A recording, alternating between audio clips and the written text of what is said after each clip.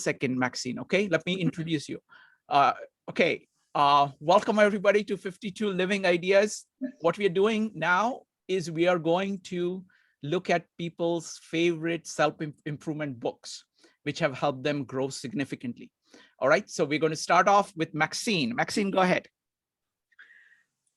I'm going to start off with A Child's Garden of Verses. It's a poetry book, mainly written for children. And I want to read you a poem. And this poem, you'll see, does apply to Taoism. It's called The Swing. And life is a swing. It swings up and it swings down, and you have to try to get it back up again when it's down. So here is the poem. How do you like to go up in a swing? Up in the air so blue. Oh, I do think it's the pleasantest thing ever a child can do. Up in the air, over the wall, till I can see so wide.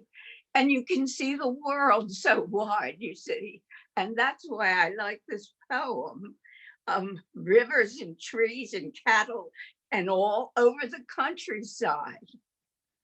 Till I look down on the garden green, down in the roots so brown. Up in the air I go flying again, up in the air and down. Because that's life. You go down to the brown part, but get on that swing and go back up, you see.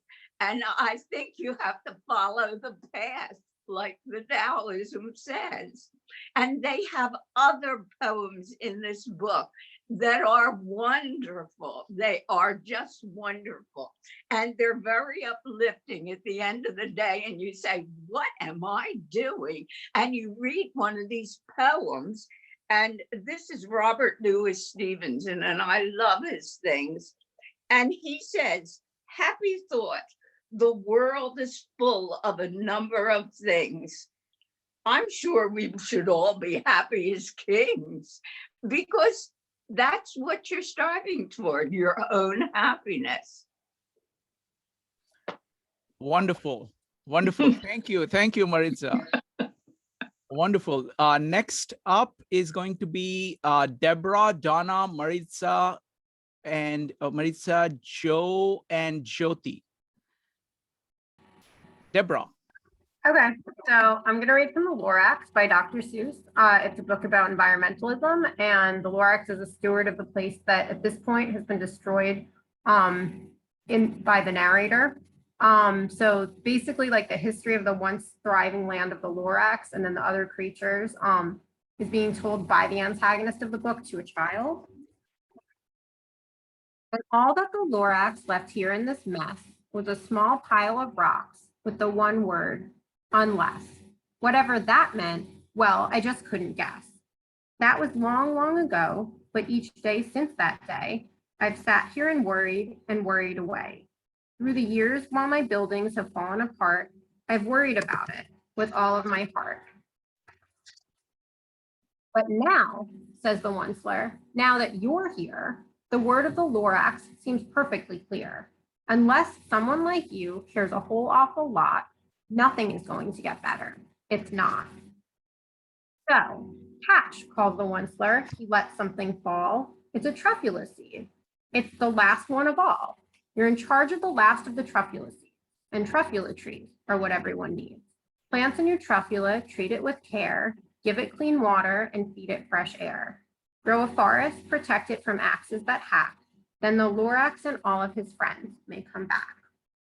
I chose the story of the Lorax because it's an accessible, memorable illustration of what happens when people destroy something natural and beautiful to commodify it or exploit it for their own gains. And even if you as an individual feel powerless to stop those who choose not to see the forest for the trees, or in the case of this allegory, chop down all the trees, destroy the ecosystems that rely on them, and pollute the planet, choosing to do nothing won't help the situation. It vests individuals with the responsibility, but it also provides us hope. caring and taking actions based on that care can make a difference. It's the only thing that will make a difference. The alternative, I think, is accepting the status quo, and chances are more likely that nothing will change or things will get worse unless you care enough to change them. And I think it's a positive message, and the only part set in stone is the chance to change the world. So that's why I chose that. Wonderful. Thank you. Thank you, Donna. Next up is, no, sorry. Thank you, Deborah. I'm sorry, I'm reading out from the next one. Next up is going to be Donna, Maritza, Jyoti, Jean, Evanique, Ash, Jacob, Rochelle, and Joe. Donna. Okay. I'll be reading from the Angel Wisdom.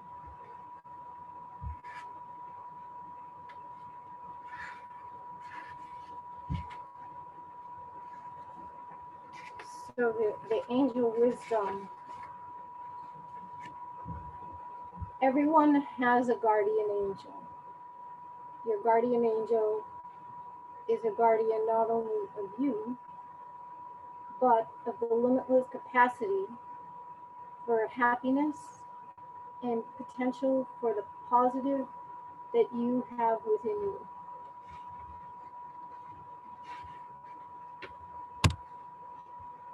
As an oracle, which is the way I like to use this, oracles have existed since ancient times, either in the form of a person with the powers of a seer or as methods of divination, such as the Chinese I Ching or the Norse runes that people could consult in order to be able to see into the future and plan their lives accordingly. The reason I chose this book is because I use it whenever I want to speak to my inner guide. And I'm always amazed at how accurate the response is to exactly what's going on in my life. So for a recent one for me was self-image. There is no need to preserve the self-image. Let it go and be part of the whole. Your self-image can get you into a lot of trouble if you place too much importance on your past experiences and let them define who you are. For example, if you were ever heavily in debt, you may still identify yourself as an indebted person. If you have been in business, you may identify yourself by your successes while climbing that ladder of material possessions. We all need to develop good self-image, but we don't need to let them keep us from new experiences. One of the most freeing experiences we can have is to let go of our self-image and become one with the unity of life. Then we will no longer see ourselves as little containers filled with a rigid personality, a set of beliefs, and a bank account. Have you ever felt like you were in a timeless space and didn't know where the external world began or you ended? If so, you merged with the unity of life, with the true life force that does not concern itself with images of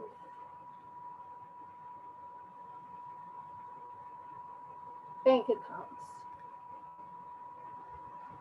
What could you do to foresee the insight of your own self-image? Some ideas: change your hairstyle, take up an unusual hobby, wear something inappropriate to your next social function, and most importantly, pay attention to your connection to life. Reflection: I am not an image of my past, I am a bright reflection of the moment. This to me is very connected to the Tao Te Ching too, which I felt was so appropriate that this is one of the readings that came to me recently. It just, you know, makes it true. It validates the Tao Te Ching for me. Thank you. Thank just say you. the name? Could you say the name of that book again? I didn't get it. Yep, it's I put it in the chat. It's the Angel Wisdom, 365 Meditations and Insights by Terry Lynn Taylor. All right, thank you. You're welcome. Shrikant had to step out for a moment, so I'm just gonna take over for a short period. And thank you, Donna, for sharing. And up next is Maritza. All right. I am going to share with you The Invitation by Oriah Mountain Dreamer. In her own words, Oriah tells us, the invitation is a declaration of intent, a map into the longing of the soul, the desire to live passionately, face to face with ourselves and skin to skin with the world around us, settling for nothing less than what is real. This is a poem. The book builds upon the poem. This invitation is for us to show up in the universe. This invitation will make you pensive about the deep longing for human connection on the most profound levels. Through sharing her own struggles and heartbreaks, Oriah inspires you to experience and embrace life fully, to not avoid or squelch your fears and insecurities, but to instead sit and learn from them. She urges you to find and walk with others willing to do the same. Without calling upon it specifically, Oriah invokes the Tao. She invites us to balance our masculine and feminine energies in order to enter into harmony and oneness with the natural order of the universe of eternity, so that we may truly benefit from the empty moments without the experience of loneliness. In her words, she says, my invitation, my challenge here is to journey into a deeper intimacy with you, with the world and your life, without any promise of safety or guarantee of reward beyond the intrinsic value of full participation. I'm going to read to you guys the poem, and I'm gonna let you guys know I make myself a little vulnerable here today in sharing this, because this poem does make me breathless with the desire to live up to its potential. So here you guys have it, the invitation. It doesn't interest me what you do for a living. I want to know what you ache for, and if you dare to dream of meeting your heart's longing. It doesn't interest me how old you are. I want to know if you will risk looking like a fool for love, for your dream, for the adventure of being alive. It doesn't interest me what planets are squaring your moon. I want to know if you have touched the center of your own sorrow, if you have been opened by life's betrayals, or have become shriveled and closed from fear of further pain. I want to know if you can sit with pain, mine or your own, without moving to hide it or fade it or fix it. I want to know if you can be with joy, mine or your own, if you can dance with wildness and let the ecstasy fill you to the tips of your fingers and toes without cautioning us to be careful, to be realistic, to remember the limitations of being human. It doesn't interest me if the story you are telling me is true. I want to know if you can disappoint another to be true to yourself, if you can bear the accusation of betrayal and not betray your own soul, if you can be faithless and therefore trustworthy. I want to know if you can see beauty, even when it's not pretty, every day, and if you can source your own life from its presence. I want to know if you can live with failure, yours and mine, and still stand on the edge of the lake and shout to the silver of the full moon, yes. It doesn't interest me to know where you live or how much money you have. I want to know if you can get up after the night of grief and despair, weary and bruised to the bone, and do what needs to be done to feed the children. It doesn't interest me who you know or how you came to be here. I want to know if you will stand in the center of the fire with me and not shrink back. It doesn't interest me where or what or with whom you have studied. I want to know what sustains you from the inside when all else falls away. I want to know if you can be alone with yourself and if you truly like the company you keep in the empty moments. And to me, this poem is much in line with the Tao, because what is the empty moments but the not doing, the nothing? Thank you.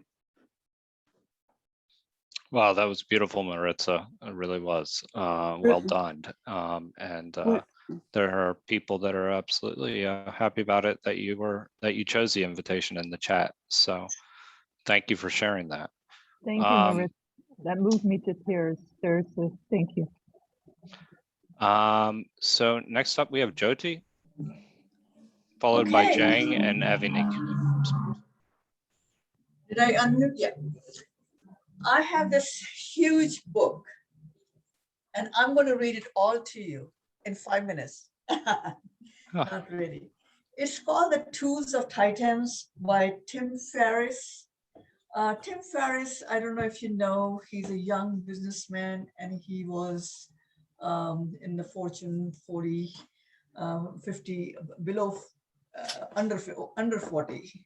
And he got a lot of awards. He's a self-help guru, and he's an investor, he's a businessman. However, he wrote this book after interviewing the world-class performers and in different fields. So I picked up this narrative from 3 tips from a Google pioneer, Shade Meng. He is, of course, a Google pioneer, and he led the creation of groundbreaking mindfulness-based emotional intelligence course for employees called Search Inside Yourself, which regularly had a wait list of 6 months.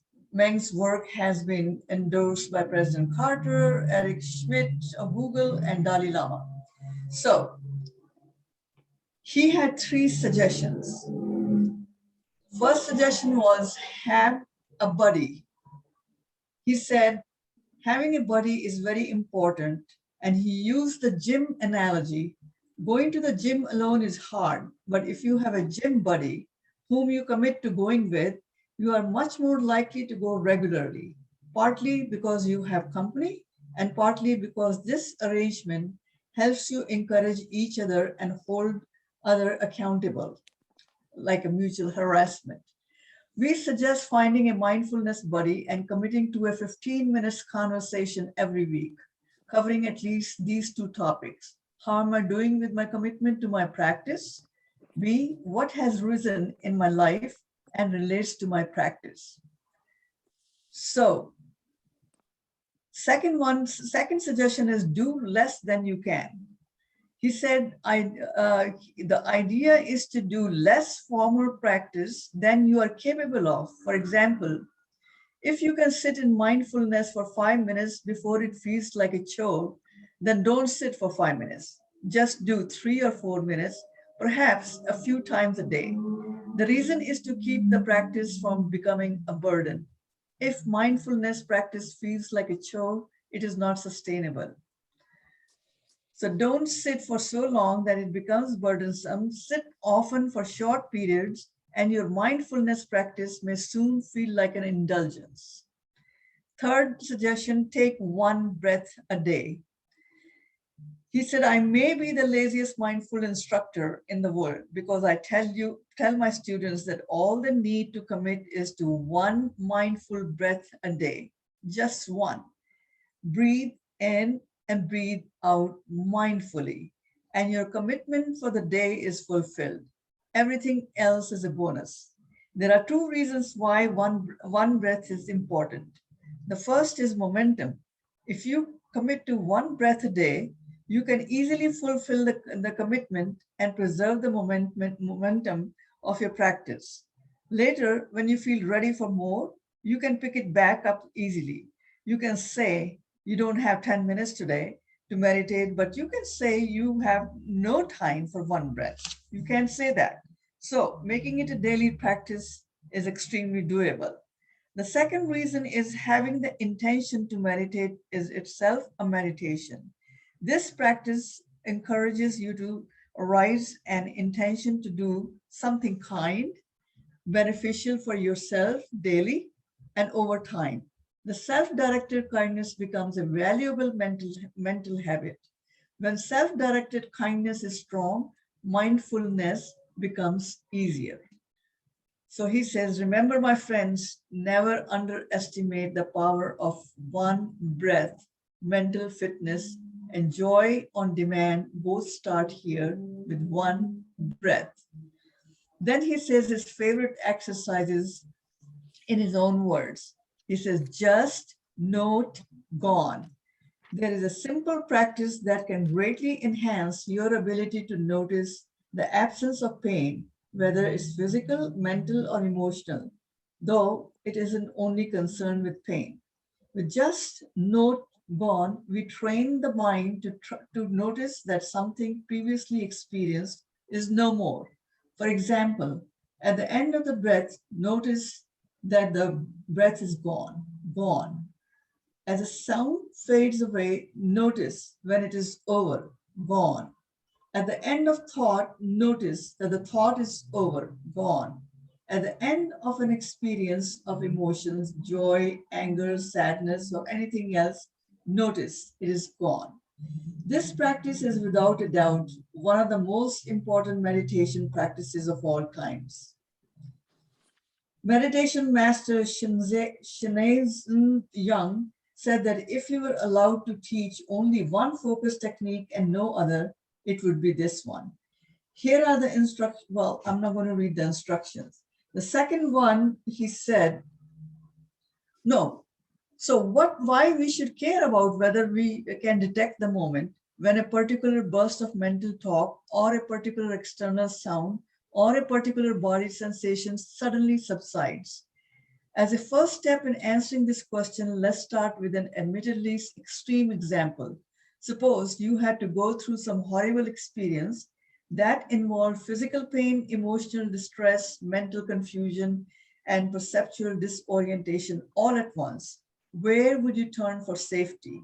Where could you turn for comfort? Where could you turn for meaning? Turning toward your body won't help. There's nothing but pain and fear there. Turning to your mind won't help.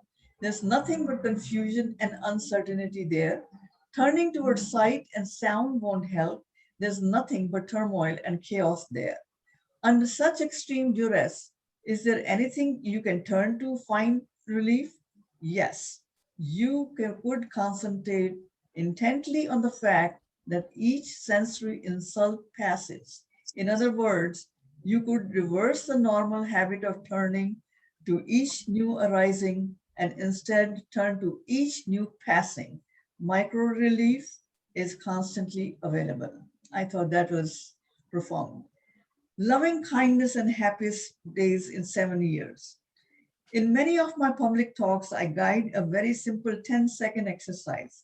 I tell the audience members to each identify 2 human beings in the room and just think, I wish for this person to be happy, and I wish for that person to be happy. That's it. I remind them to do or say anything, just think. This is an entirely thinking exercise. The entire exercise is just for 10 seconds worth of thinking. Everybody emerges from this exercise smiling, happier than 10 seconds than before. This is the joy of loving kindness. It turns out that being on the giving end of the kind thought of rewarding in and itself, all other things being equal, to increase your happiness, all you have to do is randomly wish for somebody else to be happy. That's all. It basically takes no time and no effort. How far can you push this joy of loving kindness? One time I gave a public talk in a meditation center called Spirit Rock in California. As usual, I guided the audience in this 10-second exercise just for fun. I assigned them homework. I was speaking on Monday evening, and next day, Tuesday, was a work day. So I told the audience to do this exercise on Tuesday. Once every hour, randomly identify 2 people walking past your office and secretly wish for each of them to be happy. You don't have to do or say anything, just think. I wish for this person to be happy. And since nobody knows what you are thinking, it's not embarrassing. You can do this exercise entirely in stealth. And after 10 seconds of doing that, go back to work. That's all. On Wednesday morning that week, I received an email from a total stranger, let's say Jane. Jane told me, I hate my job. I hate coming to work every single day, but I attended your talk on Monday, did the homework on Tuesday, and Tuesday was my happiest day in 7 years. Happiest day in 7 years. And what did it take to achieve that? It took 10 seconds of secretly wishing for 2 other people to be happy for 8 repetitions, a total of 80 seconds of thinking. That's, my friends, is the awesome power of loving kindness. What is the name of that book? I didn't catch the name of that book. I have written there in the chat. It's called I The didn't see it. Tools of Titans. Oh, by okay, thank you. by Tim Ferriss. Thank you. Tim, Thank okay. you so much for sharing you. that, Jody. There's a lot of practical wisdom to extract from that. So thank you. Thank you. Jane, you're next. Yeah, I'd like to share the book. I mentioned Flow, and I want to read the Flow of Thought. I think that's very actually right. 5 to Living Idea next to it, because I think it's really related to 5 to Living Ideas. It's a flow of thinking. The great thinkers have always been motivated by the enjoyment of thinking rather than by the material reward that could be gained by it. Democritus, one of the most original mind of, sorry if I read it incorrectly, antiquity, was highly respected by his countrymen. However, they have no idea what democracy was about. Watching him sitting for days, immersed in the thought, they assumed he was acting unnaturally and must be ill. So they sent for Hippocrates, the great doctor, to see what ailed his sage. After the doctor was not only a good medical man, but also wise, discussed with Democritus the absurd of the life. He reassured the town people that their philosopher was, if anything, only too sane. He was not losing his mind. He was not lost in the flow of thought. It is godlike ever to think on something beautiful and on something new. Happiness does not reside in strength or money. It lies in readiness and many sadness. I would rather discover one true cause than gain the kingdom of Persia. Not surprisingly, some of his more enlightened contemporaries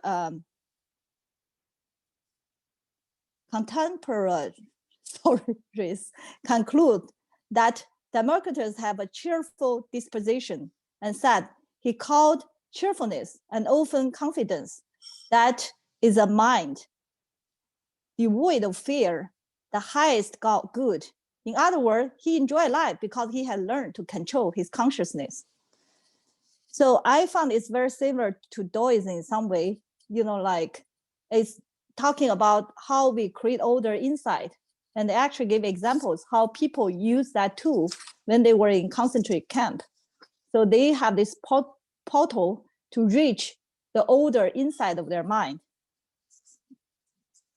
So they don't really be limited or constrained by physical realities. I found this quite inspiring. Thank you. What's Very the name of that? The nation of what? I didn't hear that. The book? Oh, Yeah, the book. What's it called? The Flow. Flow, yeah, Oh, The Flow. I don't know why I thought, oh, The Flow. Okay, thank you. sure. So next up we have Evanique and then Ash. Thank you, Jay. Okay, so my book is called You're a Badass by Jen Sincero. She is a person who inspired me because she was practically dirt poor living as an artist, and she became successful doing personal coaching. And she had this thing where in order to be an artist, she had to be starving and poor, and she got herself out of it. So the chapter that I'm going to read from is called The Big Snooze. And the big snooze is another word for the ego, and it's BS for short. So when I read this, I'm going to be reading BS, think of the ego. So I'm just going to read a couple of excerpts that really changed my life. And I'll explain more probably after each excerpt. So here we go. From here on out, I'm going to, From here on out, I'm going to refer to the ego as the big snooze, or BS for short. I think it is less confusing. Plus, I think it's more appropriate than the leading cause of sucking, staying broke, dating morons, uncontrollably crying in public because we have, I'm sorry, this print is small, that's why I'm reading like this, because we hate our lives. It's that we haven't yet woken up to how truly powerful we are, or to how expressively abundant the universe is. And I love that because I think a lot of us don't know our power, or don't know how powerful we are. And it touched me because for years I didn't think I deserved anything but my job. And I didn't think I deserved a higher pay no matter how hard I worked. I was always like, well, what did I do wrong that I didn't get the raise I want, or the life that I want? And when I got out of that mindset, things started to happen for me. Like I got the apartment I want, the car I want. And it was because it was a powerful in me. And why it relates to the Tao so much is because for so much of my life, I was looking outside of myself instead of looking within. So that's why that part was powerful.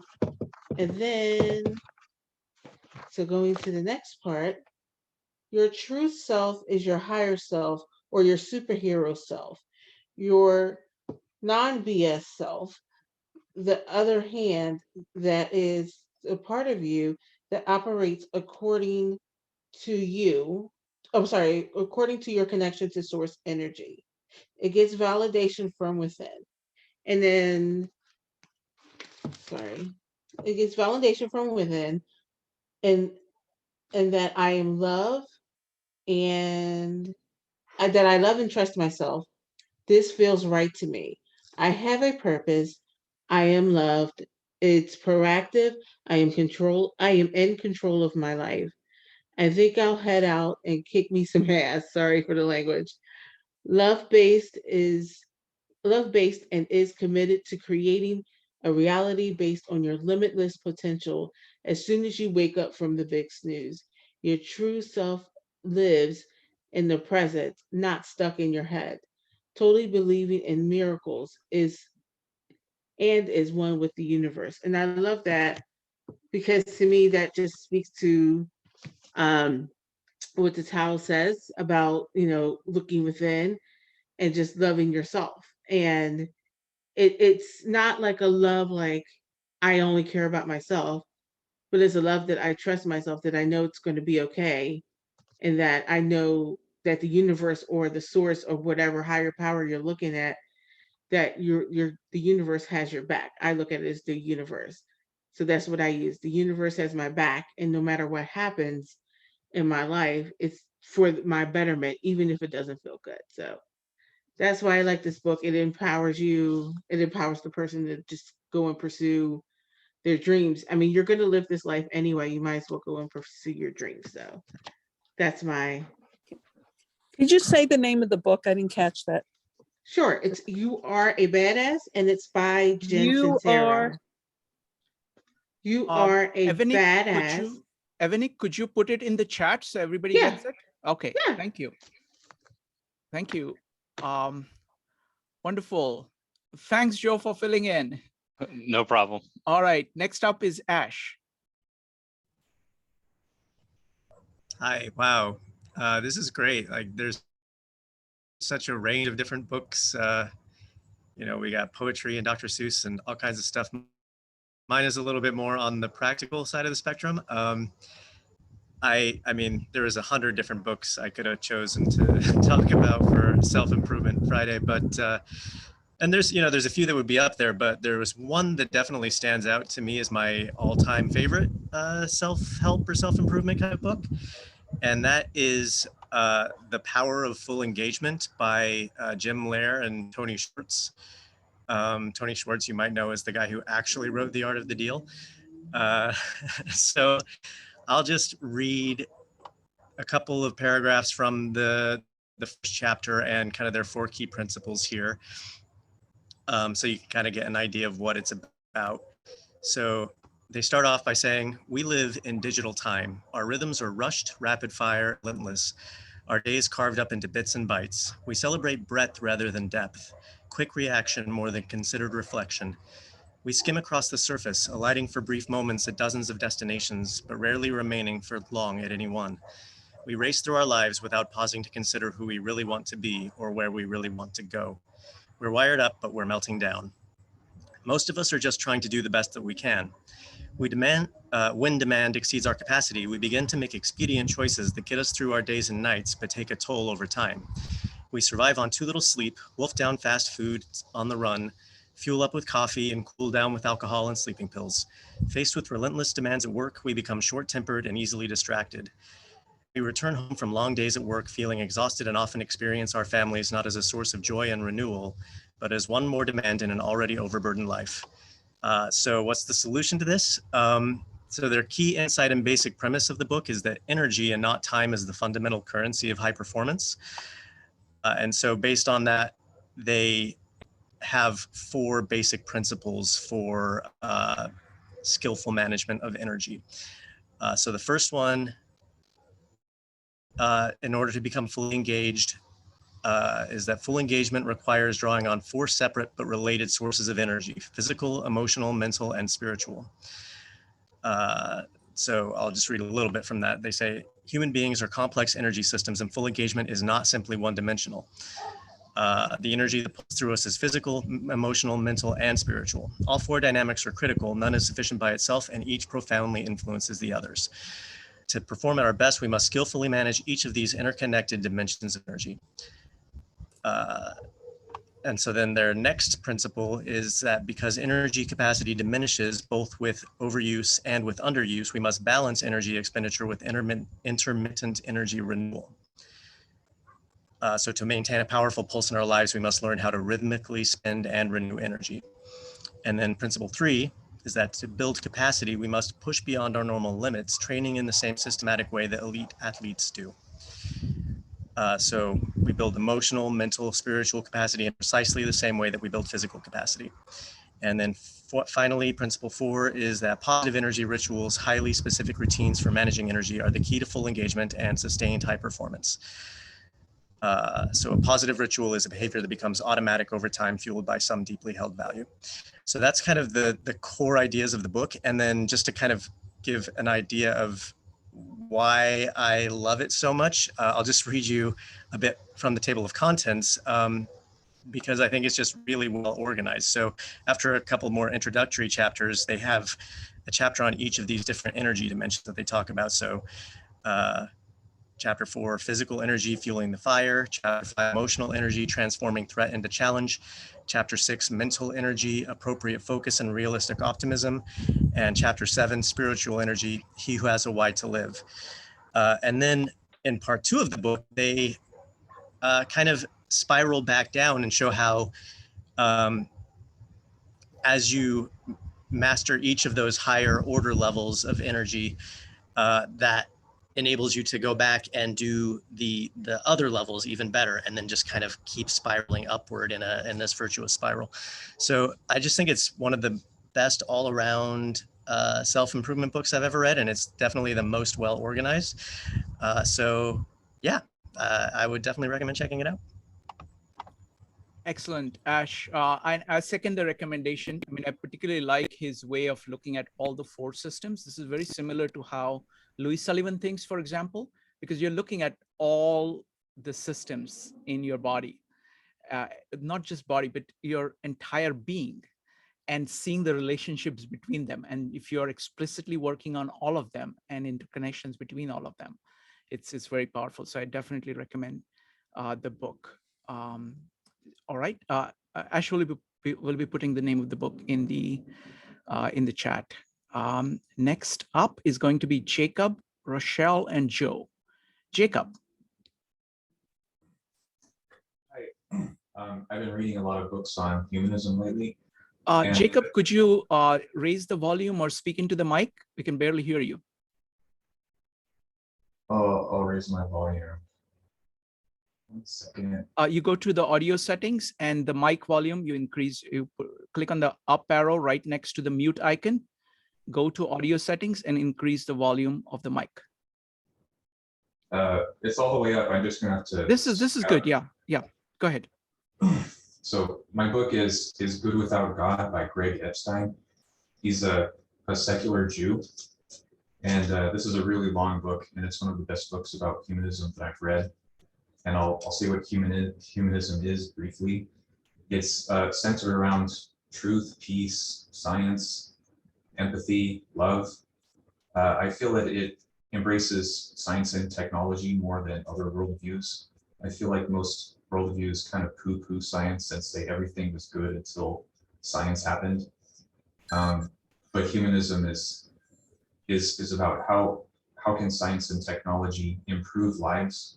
And there's obvious ways, like we have clean water, and people used to die of cholera. They used to die of the Black Death and not even know why they were dying. It's about improving the human condition. It's about whatever leads to the greatest level of human flourishing. It's about the intrinsic value of human life. You can think the Universal Declaration of Human Rights, that's secular humanism. Star Trek is humanism. And then I want to read part from the book. It's about happiness and community and how to be your best self. Happiness is not something that you can find, acquire, or achieve directly. You have to get the conditions right and then wait. Some of the conditions are within you, such as coherence among the parts and levels of your personality. Other conditions require relationships to things beyond you. Just as plants need sun, water, and good soil to thrive, people need love, work, and a connection to something larger. It is worth striving to get the last relationships between yourself and others, between yourself and your work, and between yourself and something larger than yourself. If you get these relationships right, a sense of meaning and purpose will emerge. But perhaps the best short description of the practice of this kind of dignity I'm speaking of can be found in a statement by Rabbi Hillel from the 2nd century Common Era. Again, our values don't have to be entirely separate from those of religion. Of course, some religious people have had worthwhile insights, just as religious values today include much humanist thought. And Rabbi Hillel said, "If I am not for myself, who will be for me? If I am only for myself, what am I? And if not now, when?" Rabbi Hillel's statement is really about where human strength comes from. There are those who think it is only a gift given by God. They think we humans without God would have no strength in ourselves, and that the only way we can become strong enough to bear our pain, to give love, and to help others is to pray for strength. Others believe they have all the strength they need inside of themselves. They don't need God. They don't need anyone else either. They're entirely self-sufficient. A key moment in discovering goodness without God and becoming a humanist is realizing that both these postures are crooked. We are not wicked, debased, helpless creatures waiting for a heavenly king or queen to bless us with strength, wisdom, and love. We have the potential for strength, wisdom, and love inside of ourselves, but by ourselves, we are not enough. We need to reach out beyond ourselves to the world that surrounds us and sustains us, and most especially to other people. This is dignity. It is the realization that, in one form or another, has been found in every major religion. All of us knows what it feels like to realize I am a person, but it takes a little more awareness to realize you are also a person. And it takes greater awareness still to recognize that I am more of a person when I am helping you become more of a person. And that last sentence was my favorite part of the whole book. And that's something that I can take away in thinking, it's not just about me. The way to have greater human development in myself is to help other people become their best humans. Wow. Thank you, Jacob. That was pretty awesome. I appreciate that very much. So, Rochelle, you're next.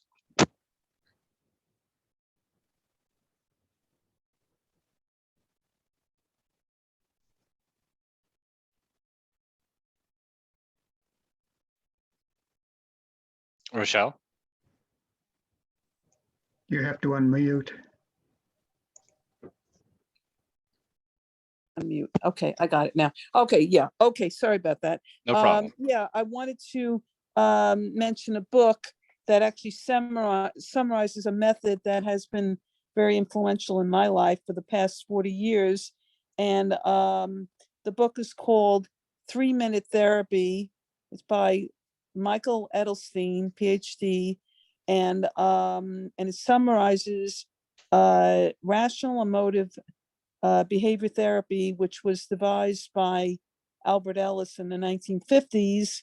At the time, the Freudian method was the predominant way of treating emotional problems, but this was radically different, and it took a while for it to even catch on. He was really criticized for even promoting this method, and it has to do with looking at any emotional upset that a person has, whether it be anxiety, depression, anger, or any other kind of excessive negative emotion, and breaking it down into seeing what the situation is, and 3-minute therapy really just refers to, it's an exercise within the therapy. The whole therapy doesn't take just 3 minutes, it's the exercise within it, but it's more involved than just that exercise. But it has to do with identifying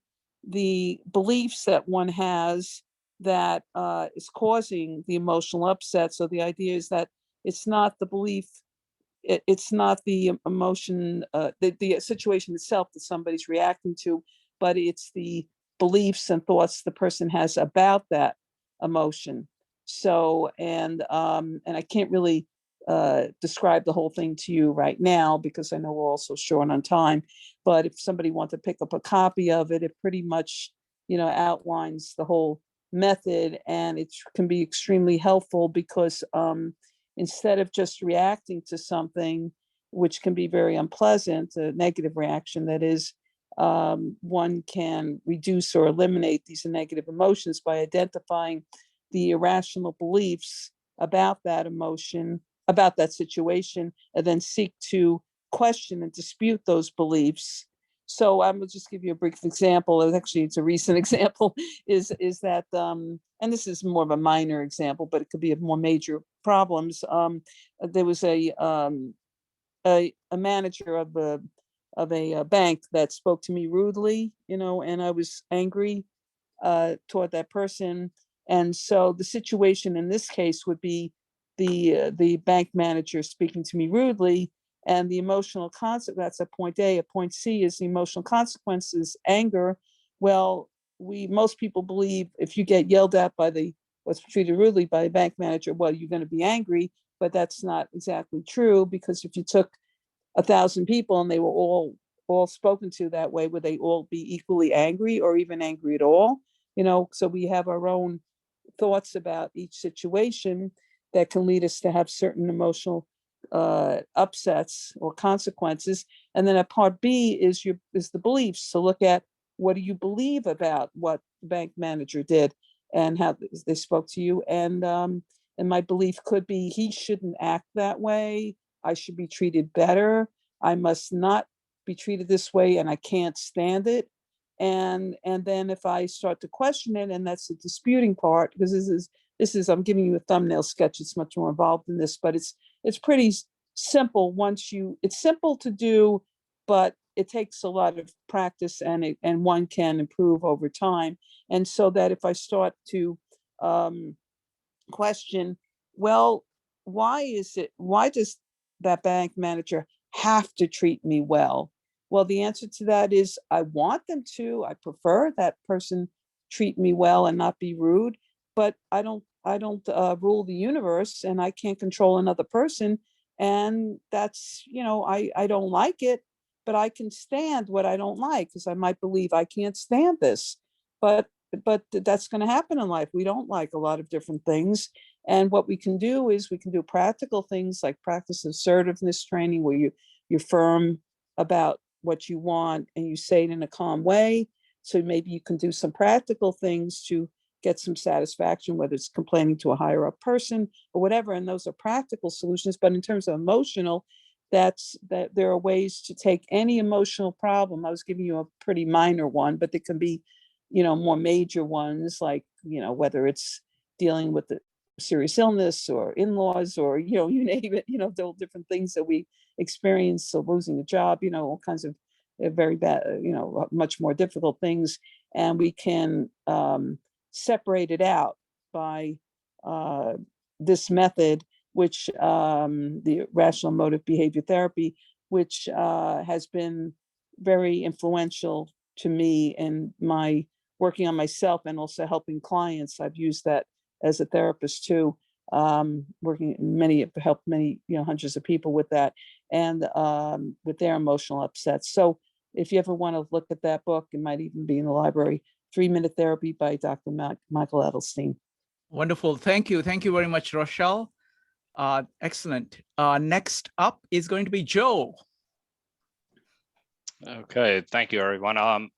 Yes, I'm going to be reading from Marcus Aurelius' Meditations, and they're specifically book 1. And the reason why book 1 resonates with me so much is because he goes through all the people in his life, and he highlights the best aspects of them, and he sees the silver lining in everyone, whether it be his grandmother or his mother or, whomever. And to me, that's extremely important, that we see the best in people. Otherwise, we can end up to be somewhat negative. And so I'll just read from one particular passage, but I would like to link it back to the Tao as well. I'm going to read passage 15, which he speaks about one individual as Maximus. From Maximus, I learned self-mastery, and not to be led aside by anything, and cheerfulness in all circumstances, as well as in illness, and a good mixture of gentleness and dignity in one's character, and to do what was set before me without complaining. I noticed that everybody believed that what he said was what he thought, and that in all that he did, he never had any bad intention, and he never showed amazement and surprise, and was never in a hurry, and never put off doing a thing, nor was perplexed nor dejected, nor did he ever laugh or disguise his vexation, nor, or on the other hand, was he ever passionate or suspicious. He was accustomed to perform acts of kindness, and was ready to forgive, and was free from all falsehood. And he gave the appearance of a man who could not be diverted from the right path, rather than of a man who had been set on the right path by others. I observed too that no man could ever think that he was looked down upon by Maximus, or ever venture to think himself a better man. He had also the art of being a humorous and an agreeable way. Now, I liked it for a couple different reasons, but I'll just read passage 81 from the Tao as well. And it says, true words are not beautiful. Beautiful words are not true. Good men do not argue. Those who argue are not good. Those who have virtue do not look for faults. Those who look for faults have no virtue. And that's just the first passage. I could go on and read about sages and the rest. But the key part I wanted to highlight was those who have virtue do not look for faults, and those who look for faults have no virtue. That's the key of book one. And I really loved the passage about Maximus on a number of different levels. Is one, the idea that he would never complain about anything. And the idea, also the concept of him never being in a hurry, because in today's world, we tend to be always rushing and not looking to the side. But the important part is he didn't look down on anyone else. And that was part of the virtue that was, talked about in the Tao as well, because you have to see the best in people if you're not going to look down on them. And if you're looking down on them and you're finding what the worst things about them, you're more likely to look down on them. So to that particular passage to me resonates with me a lot. And he really never thought he was better than anybody else. So that's my passage. Wonderful. Thank you, Joe. Excellent. All right, folks, this was great. I missed, unfortunately, a few of the presentations because I had to take a business call, but I look forward to seeing them on the video. So the next thing, I just want to tell you what is coming up. I'm going to announce Franklin's meetup on Monday. So Franklin has been looking at Tao Te Ching since 1977. Wonder what the fashions were like back then. So looking forward to talking to him. He's already in all these conversations on Tao Te Ching. I'm very impressed with what he has to say. But I'm looking forward to just talking to him about it. So that's going to be on Monday. On Saturdays, we do this meetup on Louis Sullivan, and the culmination of those meetups is taking place tomorrow. And it's about art of expression. It's about poetry. No, that's the penultimate, isn't it? Oh, wait a minute.